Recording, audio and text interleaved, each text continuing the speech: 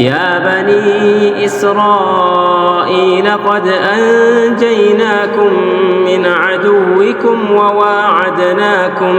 وواعدناكم جانب الطور الأيمن ونزلنا عليكم المن والسلوى كلوا من طيبات ما رزقناكم ولا تطغوا فيه فيحل عليكم غضبي ومن يحلل عليه غضبي فقد هوى. بسم الله الرحمن الرحيم. الحمد لله رب العالمين، والصلاة والسلام على أشرف الأنبياء والمرسلين نبينا محمد وعلى آله وصحبه أجمعين. أما بعد، سورة المسد وتسمى بسورة أبي لهب وبسورة اللهب، وهي سورة مكية، مكة وسط يوردت مئراف ناس، بل هي من أوائل ما نزل في المكة أو في مكة. مكة وسط مجمريا كوردوا القرآن مئرافوች መካከል አንዷ ናት። ይህች የቁርአን ምዕራፍ የወረደችበት ሰበብ ምንድነው? ነብያችን አለይሂ ሰላቱ ወሰላም የቅርብ ዘመዶቻቸውን ወደ እስልምና እንዲጠሩ በታዘዙ ጊዜ፣ ምክንያቱም ዳዕዋ በአንድ ጊዜ አይደለም የተጀመረው፣ የራሱ የሆነ መርሐላ ነበረው፣ ተደሩጅ ነበረው። መጀመሪያ ነብያችን አለይሂ ሰላቱ ወሰላም አንዳንድ ዑለማዎች እንደሚሉት ለ3 ዓመት ያክል በድብቅ ኸይር የሚያውቁባቸውንና መልካም ናቸው የሚሏቸውን ሰዎች እየመረጡ ብቻ ነበር ዳዕዋ የሚያደርጉት ማለት ነው። ይሄ ባለቀ ጊዜ ቤተሰቦቻቸውን ዳዕዋ እንዲያደርጉ ታዘዙ። አይ በኑ ሃሺምና በኑ ሙጠሊብን ማለት ነው። እነሱን መሳዘጋጅተው ጠርተው ዳዕዋ አድርገውላቸዋል። ከዚያ በኋላ ደግሞ ወአንዚር ዓሺረተከ አልአቅረቢን የሚለው የቁርአን አንቀጽ ወረደ። አይ የቅርብ ዘመዶችህን አስጠንቅቃቸው፣ ወደ እስልምና ጥሪ አድርግላቸው የሚለው የቁርአን አያ በወረደ ጊዜ ነብያችን አለይሂ ሰላቱ ወሰላም ሰዒደ ዐለ ሶፋ የሚባለው ተራራ ላይ ጋራው ላይ ወጡና ያ ሶባሃ እያሉ መጣራት ጀመሩ። አረቦች ይሄ ኃይለኛና አደገኛ ነገር ሲከሰት የሚጠራሩበት ቃል ነው። ያ ሶባሃ እያሉ ተጣሩ። ቁረይሾች በአጠቃላይ ሁሉም ከየቤቱ ወጣ። የሚችል በራሱ የማይችል ደግሞ ምንድነው እስኪ አይተህና እያለ እሚላከውን ላከ። ከዚያ በተሰበሰቡ ጊዜ ነብያችን አለይሂ ሰላቱ ወሰላም ምን አሏቸው? አራአይቱም ለው አኽበርቱኩም አነ አልዐዱወ ሙሰቢሑኩም አው ሙመሲኩም አኩንቱም ሙሰድቂ፣ እስኪ ንገሩኝ አሏቸው። ጠላት ወይ ጧት ላይ ወይ ምሽት ላይ ሊያጠቃችሁ ነው ብዬ ብነግራችሁ ታምኑኛላችሁ ወይ አሏቸው። እነሱም ነዓም ማ ጀረብና ዐለይከ ከዚባ፣ ከዚህ በፊት ውሸት አይተንብህ አናውቅም አሏቸው። ነብያችን አለይሂ ሰላቱ ወሰላም ካነ ሚን አስደቅ الناس وأوفاهم أمانة حتى في الجاهلية، እስልምና ሳይወርድባቸው እንኳን አንዳንድ ዑለማዎች እንደሚሉት በጃሂልያ الصادق الأمين ተብለው ይጠሩ ነበር። ሙሽሪኮች እንኳን አማና የሚያስቀምጡት ነብያችን አለይሂ ሰላቱ ወሰላም ጋር ነበር፣ እውነተኛና ታማኝ መሆናቸው ሁሉም ዘንድ ስለሚታወቅ ማለት ነው። ነዓም ከዚህ በፊት ስትዋሽ አይተንህ አናውቅም፣ ከነገርከን እናምንሃለን አሏቸው። የዚህን ጊዜ ነብያችን አለይሂ ሰላቱ ወሰላም ምን አሉ? ፈኢኒ ነዚሩን ለኩም በይነ የደይ ዐዛቢን ሸዲድ፣ እንግዲያውስ እኔ ብርቱ ከሆነ ቅጣት አደገኛ ከሆነ ስቃይ አስጠንቃቂ ሁኜ ወደ እናንተ የተላኩኝ አላህ መልእክተኛ ነኝ አሏቸው። የዚህን ጊዜ አቡ ለሀብ ምን አለ? አሊሃዛ ጀመዕተና ተበን ለከ ሳኢረ ልየውም፣ ለዚህ ነው እንዴ የሰበሰብከን አላቸው። ቀኑን ሙሉ ጥፋትና ክስረት ይገባህ ብሎ ነብያችን አለይሂ ሰላቱ ወሰላም ሰደባቸው። ለዚህ ነው ምላሽ አድርጎ አላህ ተባረከ ወተዓላ እቺን የቁርአን ምዕራፍ ያወረዳል። ተበት የዳ አቢ ለሀብ ወተብ የአቡ ለሀብ ሁለት እጆች ጠፉ፣ ወተበ እሱም ጠፋ ከሰረ።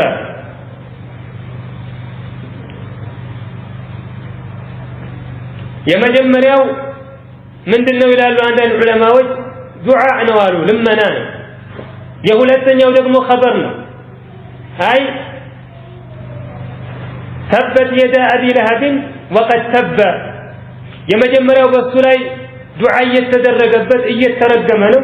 የሁለተኛው ደግሞ ያ ዱዓ ተቀባይነትን አግኝቷል፣ እርግማኑ ተፈጽሟል፣ በእርግጥም ሰውየው ከስሯል፣ ጠፍቷል የሚልን መልእክት የሚያስተላልፍ ነው ይላሉ። የዳ የሚለው አይ ሁለት እጆች የሚለው አንዳንዶቹ ዑለማዎች هو من باب اطلاق الجزء على الكل አይ ከፊልን ነገር ጠቅሶ አጠቃላይ ነገርን ለመግለጽ አረቦች የሚጠቀሙትን የቃል አጠቃቀም አይነት ነው ይላሉ። ምክንያቱም አላህ በተለያዩ ቁርአን አያት ላይ ذلك بما قدمت يداك ذلك بما قدمت ايديكم بما كسبت ايديكم እያለ በተለያዩ የቁርአን አንቀጾች ይናገራል። ሰዎች የውመል ቂያማ ሲቀጡ ወደ ጀሃነም ሲገቡ ተጠያቂ የሚደረጉትና የሚቀጡት በእጃቸው ብቻ በሰሩት ወንጀል አይደለም። ይሄ ጥርጥር የለውም። በአይናቸውም፣ በብልታቸውም፣ በምላሳቸው በአጠቃላይ ሰውነት አካላቶቻቸው በሚሰሩት ወንጀል ሁሉ ነው የሚቀጡት። ስለዚህ ቢማ ከሰበት አይዲኩም ሲል አይ ቢማ ከሰብቱም ማለት ነው። ሚን ባቢ ኢጥላቂ አልጁዝኢ ዐለ አልኩል ማለት ነው። አረቦች የተወሰነ ነገር ለመግለጽ ብለው አይ ሙሉ ነገሩን ለመግለጽ ሲሉ ከፊል ነገሩን ተጠቅመው ይገልጻሉ። በዚያ መልኩ ነው ይላሉ። አንዳንዶቹ ዑለማዎች ደግሞ በል ሐቂቀተን የተፈለገው ሁለት እጆቹ ለማለት ነው። ለምንድነው ያ የተባለው አሉ? ምክንያቱም አቡ ለሀብ ምን ይል ነበር አሉ? ሙሐመድ አለይሂ ሰላቱ ወሰላም እንዲህ ይሆናል እንዲህ ይሆንብሃል እያለ ቃል ይገባልኛል። እኔ ደግሞ ሁለት እጆቼ ላይ የያዝኩት አንድም ነገር የለም የታለ ሲያሳዩኝ ነበር አሉ። ለዚያ ነው አላህ ሁለት እጆቹ ጠፉ ከሰሩ ያለው። ወላኪን አልአቅረብ የተሻለ የሚሆነው ተበት የዳ አቢ ለሀብ የሚል አይ ተበ አቢ ለሀብ ማለት ነው። ሚን ባቢ ኢጥላቂ አልጁዝኢ ዐለ አልኩል ማለት ነው። ወተበ የሚለው ደግሞ ወቀድ ተበ ተውኪደን ለመጀመሪያው ዱዓና ጠለብ استجابنا قبول ማለት ነው። ተበት የዳ አቢ ለሀብ የአቡ ለሀብ ሁለት እጆች ከሰሩ ጠፉ፣ ወተበ እሱም በርግጥ ከሰረ ጠፋ። አቡ ለሀብ የነቢያችን አለይሂ ሰላቱ ወሰላም አጎታቸው ነው። ወስሙሁ አብዱል ዑዛ ኢብኑ አብዱል ሙጠሊብ ኢብኑ ሃሽም የነ ሐምዛ የነ አቡ ጣሊብ የነ አባስ ከዚያም ውጭ ያሉት የነቢያችን አለይሂ ሰላቱ ወሰላም አጎቶች ወንድም ነው። የአባታቸው አብዱላህ ኢብኑ አብዱል ሙጠሊብ ወንድም ነው። በል ረሱል አለይሂ ሰላቱ ወሰላም እስልምናን ከማምጣታቸው በፊት በጣም ይወዳቸው ነበር። لذلك የእሳቸውን መወለድ ያበሰረችውን አገልጋዩን وهي ሱወይባ የእሳቸውን መወለድ መታ ስትነግረው ከደስታ ብዛት ነፃ ወጣት። በጣም ይወዳቸው ነበር። በል በጃሂልያ ልጆቹ ዑትባና ዑተይባ የሚባሉት የነቢያችን አለይሂ ሰላቱ ወሰላም ሁለት ልጆችን አግብተው ነበር፣ ሩቀያና ኡሙ ኩልቱምን ማለት ነው። ነገር ግን እስልምናን ይዘው ከመጡ በኋላ በጣም አስቸጋሪ ነበረ። ከቀንደኛ ጥላቶቻቸው መካከል ተቀዳሚው ነበር። በል ነቢያችን አለይሂ ሰላቱ ወሰላም የአረቡ ፉቶች በሚመጡበት ጊዜ ሁጃጆች ወደ መካ ሲመጡ እየሄዱ ዳዕዋ ሲያደርጉላቸው በየሚሄዱበት ቦታ እየተከተለ ውሸታም ነው እንዳትቀበሉት ይል ነበር። ከዚያ ሰዎቹ ይጠይቃሉ፣ ይሄ ሰው ማን ነው? ይሄማ አጎቱ ነው። አይ አጎቱማ ከኛ የበለጠ ያውቀዋል፣ ስለዚህ ውሸታም ነው ካለ እውነትም ውሸታም ነው። በጣም ያስቸግራቸው ነበረ። ይሄንን ሰው ነው አላህ ተባረከ ወተዓላ ጥፋት እንደተረጋገጠበት የሚገልጸው ማለት ነው። ما اغنى عنه ماله ከሱ ገንዘቡ አላብቃቃውም ما اغنى جاء بصيغه الماضي ባለፈ መልኩ የተገለጸው የተፈለገው ግን ወደፊት ነው አይ لن يغني عنه ماله ነው معناه ولكن يا الله ቃል ኪዳን ስለሆነ መረጋጋቱ የማይቀር ነገር ስለሆነ جاء بصيغه الماضي ልክ እንደተፈጸመና እንደሆነ ነገር ማለት ነው ما اغنى عنه ماله ገንዘቡ ከሱ አላብቃቃውም وما كسب የከሰበውም ነገር ሁሉ አላብቃቃውም እዚህ ላይ ማ የምትለዋ አይ ማ አግና ላይ ያለችው ማ አንዳንዶቹ ናፊያ ናት ይላሉ አሁን እኛ እንደተረጎምነው ማለት ነው አንዳንድ ዑለማዎች ደግሞ በል ኢስቲፍሃሚያ ናት ኢብኑ ከሲር ረህመቱላሂ ዐለይሂ እንደሚለው ማ አግና عنه አይ شيء اغناه ምን አይነት ነገር ነው የገንዘቡ የጠቀመውና ያብቃቃው እንደማለት ነው ይላል وما كسب የሚለውን ደግሞ ከአብዛኛዎቹ ሙፈሲሮች የተያዘው ተርጓሜ بمعنى اولاده اي ልጆቹ ማለት ነው አሉ ما اغنى عنه ماله وما اغنى عنه اولاده ገንዘቡም እንደዚሁም ልጆቹም ከአላህ ቅጣትና ካጋጠመው መከራ አያብቃቁትም አያድኑትም የሚል معنى ያለው ነው ይላሉ هذا كابن عباس رضي الله عنه እንደተዘገበው ማለት ነው ካረጀ በኋላ ابن عباس አይነ አማ ሆኖ ነበር እና አንድ ጊዜ የአቡ ለሃብ ልጆች ሲጣሉ አገኛቸው አሉ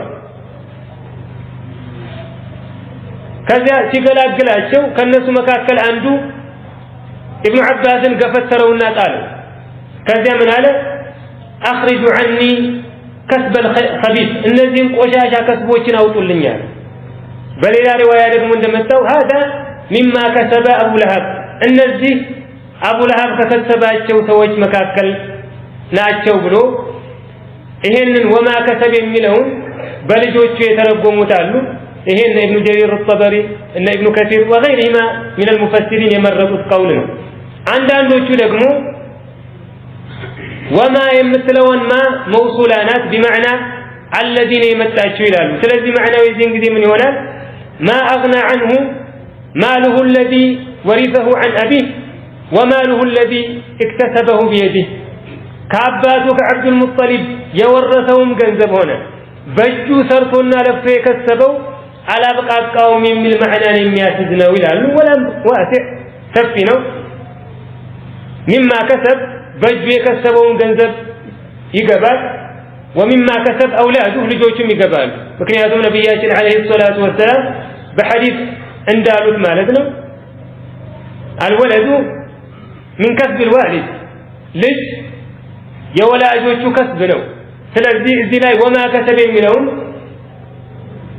ነግዶ ሰርቶ ያገኘውን ገንዘብ እንደዚሁም ደግሞ ልጆቹን ማስገባት እንችላለን ما اغنى عنه ماله ከሱ ላይ ገንዘቡ አላብቃቃውም አልጠቀመውም አይ عن عذاب الله ከአላህ ቅጣት ማለት ነው وما كسب የከሰበውም ከገንዘብም ከልጅ አላብቃቃውም አልጠቀመውም فيصلى نارا ذات لهب ባለ ነበልባል የሆነችን እሳት በርግጥም ይገባል فيصلى اي سيدخل حتما በርግጥም ባለ ነበልባል የሆነች ተቀጣጣይ የምትንቀለቀል የሆነችን እሳት ይገባል ومن العجب ይሄ ሰው ስሙ አቡ ለሃብ ነው የሚገባው የት ነው في نار ذات لهب እሱም ስሙ አቡ ለሃብ ነው የሚገባውም ለሃብ ያለው እሳት ውስጥ ነው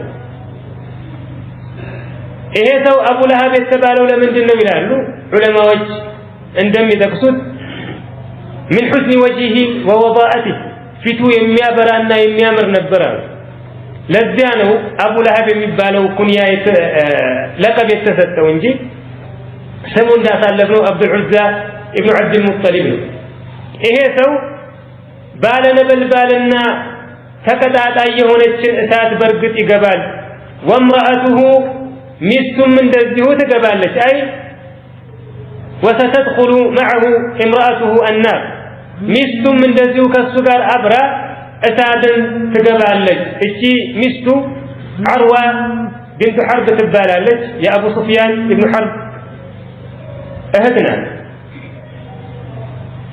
ነብያችን አለይሂ ሰላቱ ወሰለም በጣም ታስቸግር ነበር እሳት የምትገባው የአቡ ለሃብ ሚስት ስለሆነች ሳይሆን ከሱ ጋር ሆና ነብያችን አለይሂ ሰላቱ ወሰለም በጣም ታስቸግር ስለነበር ነው አንድ ቀን አቡበክር ረዲየላሁ ዐንሁ ከነብያችን አለይሂ ሰላቱ ወሰለም ጋር ከዕባ ዘንድ ቆመው እቺ ኡሙ ጀሚል ተከና ቢኡም ጀሚል አይ አቡ ለሃብ ሚስት ማለት ነው በእጇ ድንጋይ ይዛ መጣች ከዚያ አላህ ተባረከ ወተዓላ አይኗ ላይ ጋረደባት ነብያችን አለይሂ ሰላቱ ወሰለም መመልከት እንዳትችል አደረጋት ከዚያ ወደ አቡበክር መጣችና አይነ صاحبك የት ነው ጓደኛ አለቻቸው لقد بلغني انه يهجوني እንደሚሰድበኝ እንደሚያነውረኝ ደርሶኛል والله لئن وجدته لاغضبنه بهذا السهم በዚህ በእጄ ሙሉ በያዝኩት ድንጋይ እወግረዋለሁ ባገኘው አለ وكذلك በግጥምም እየገጠመች ነብያችን አለይሂ ሰላቱ ወሰለም ተሰድባቸው ነበር مذمما ابينا ودينه قلينا እያለች ስማቸው ሙሐመድ ነው መስጉኑ እሷ ግን ሙደመም የተወቀሰው እያለች ተጠራቸው ነበር የነብያችን አለይሂ ሰላቱ ወሰለም ስም ያበላሸች ማለት ነው ከዚያም ውጭ በእጇም በምላሷም ነብያችን አለይሂ ሰላቱ ወሰለም አዛት አድርግ ስለነበር ባሏ ባለነበልባል የሆነችን እሳት እንደሚገባው እሷም ትገባለች حمالة الحطب እንጨት ተሸካሚ ስትሆን ማለት ነው አይ زيادة في الإهانة والتحقير እሷ በዱንያ ያለች سيدة ነይትል ነበር የተከበርኩኝ ሸሪፍ ነይትል ነበር እሳቱ አላህ ምንድነው የሚያደርጋት እንጨት የተሸከመች ሆና ነው የሚቀጣት ማለት ነው እዚህ ላይ حمالة الحطب የሚለው معناه ምንድነው አሉ አንዳንድ ዑለማዎች አይ لانها كانت تمشي بالنميمة في الدنيا ዱንያ ላይ ያለች ነገር ታመላለስ ታሳብቅ ስለነበረ ነው አሉ ምክንያቱም አረቦች ነገር አመላላሽን አቃጣሪ ሰውን